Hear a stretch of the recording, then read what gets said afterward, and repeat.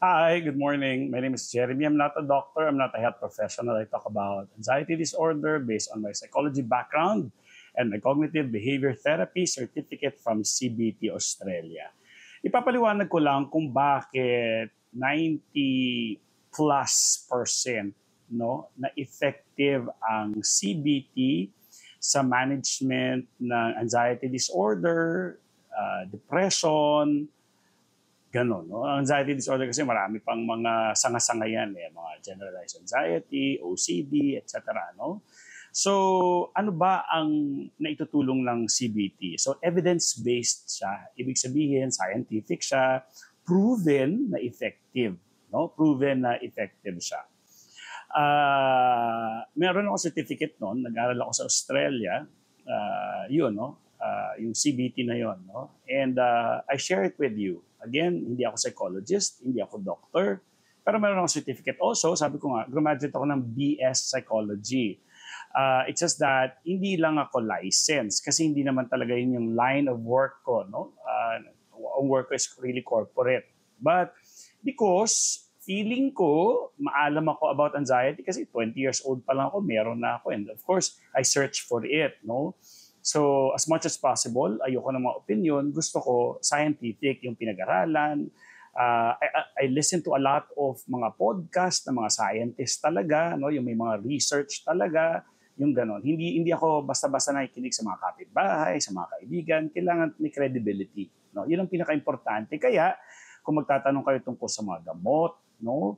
Hindi po tayo nagtatanong sa kapitbahay, sa kapatid, sa nanay, sa kuya. Ang tatanungin lang po natin, doktor. Okay? Kahit yung mga test result ninyo, kahit nakalagay doon normal, iba pa rin yung manggagaling mismo sa doktor. Okay? Kasi halimbawa, yung lab test ninyo, nakalagay normal. Pero nandun na siya sa mataas na range. So, konti na lang, hindi na siya normal. Naintindihan ninyo? But binasa nyo, normal. So, okay, normal.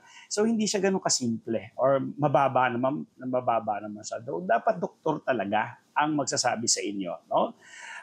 Sinasabi ko lagi na ang mga tao, before sila magpunta sa isang psychologist, mas magandang magpatingin muna sila sa doctor. Especially psychiatrist. Kasi si psychiatrist ang magda-diagnose. Huwag kayong aalis ng clinic hanggat hindi nila sinasabi kung ano ang problema, ano yung diagnosis sa inyo. Sasabihin niya dapat na, okay, ikaw ay may generalized anxiety disorder with panic attack, okay, ikaw ay may OCD. So para ikaw, klaro kung ano ang problema mo. Okay? So bakit kailangan malaman yun? Kasi ang daming mga simptomas sa pangangatawan na kahalintulad ng simptomas ng anxiety disorder or even depression. Simple lang. Pag gutom ka, you feel like depressed. Ganun lang kasimple. Kapag nag-exercise ka, may natural high ka, may energy ka, may mga chemicals na lumalabas. No? Marami tayong mga magagandang chemicals like mga dopamine, serotonin. So hindi ko na i-discuss muna ngayon. Although siguro na-discuss ko na sa ibang mga videos, right? Ang mga anxiety naman, yung mga norepinephrine, epinephrine, adrenaline, mga epinephrine nasa brain, pag adrenaline sa katawan na yan. So, but it's the same, right? So, yun, no? In terms of medication, kailangan po ang medication, lalo na kung ang tao ay hindi na functional. Ano ibig sabihin ng hindi functional? Hindi na makalabas ng bahay. Okay? Hindi na makatulog. Okay? Nangangayayat na. So, yung kailangan talaga ng tulong. Tapos yung mga sinasabi ninyo na ma-addict, wala pong na-addict sa gano'n. Yung mga addict sa gano'n, yung mga tao talagang illegal na nagtitake noon for recreation. Ibig sabihin, nagustuhan nila yung, wow, relax ako pare, heavy, gusto ko to mag-drugs kasi nare-relax ako. So umabot na sila sa ganun, but not necessarily galing sa anxiety or depression. So may mga taong ganun. Isipin niyo bakit may mga tao na gustong i-take yun na hindi binigay ng doktor? It is because yung effect nun, nakakakalma sa katawan. Gusto nila kalmado sila. Pero tayong mga anxiety disorder, ayoko, ma-addict ako dyan, delikado ako, mamatay ako dyan. Mga pinagsasabi natin, ano? Yung mga gamot na yan ay pinag-aralang maigi. Kaya dapat doktor ang kakausapin ninyo. Ngayon, kung sa CBT, sa totoo lang, ayaw namin may gamot.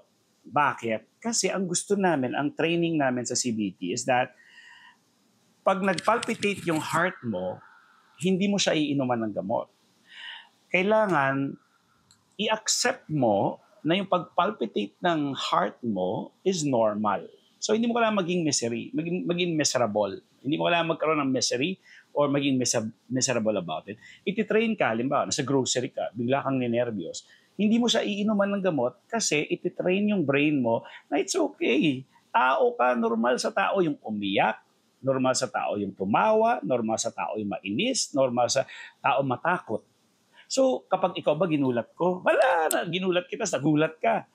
Mamamatay ka ba pag ginulat kita? Bata pa tayo, may mga games na tayo nagulat-gulat. Ang sarap-sarap na nun, diba? So, ganon. Pero, kailangan ng gamot kung kailangan na ng saklay na tinatawag or crutch na tinatawag, saklay.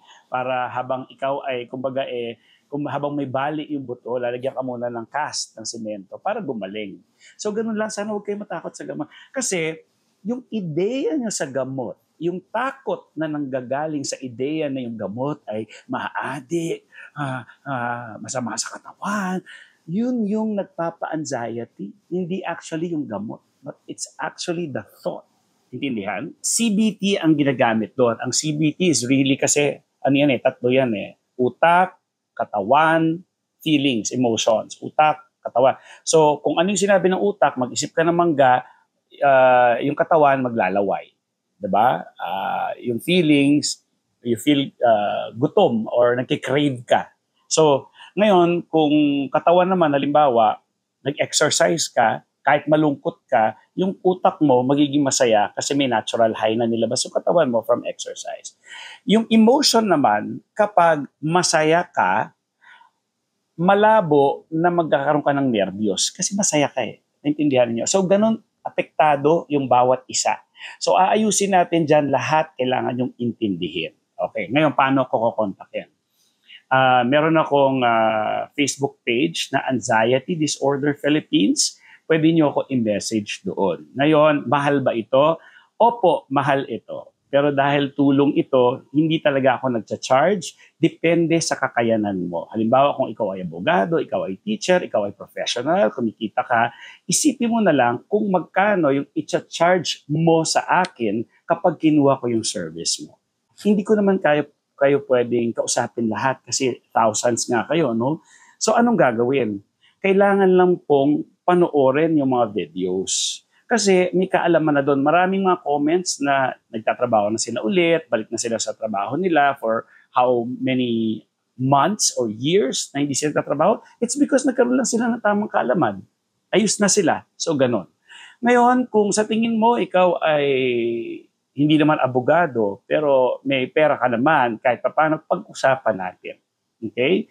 So, ganun lang kasimple. Mag-usap tayo. Subukan nyo mag-message sa akin. Kung oo, o hindi, o di, ganun lang talaga. Pero ito lang bottom line.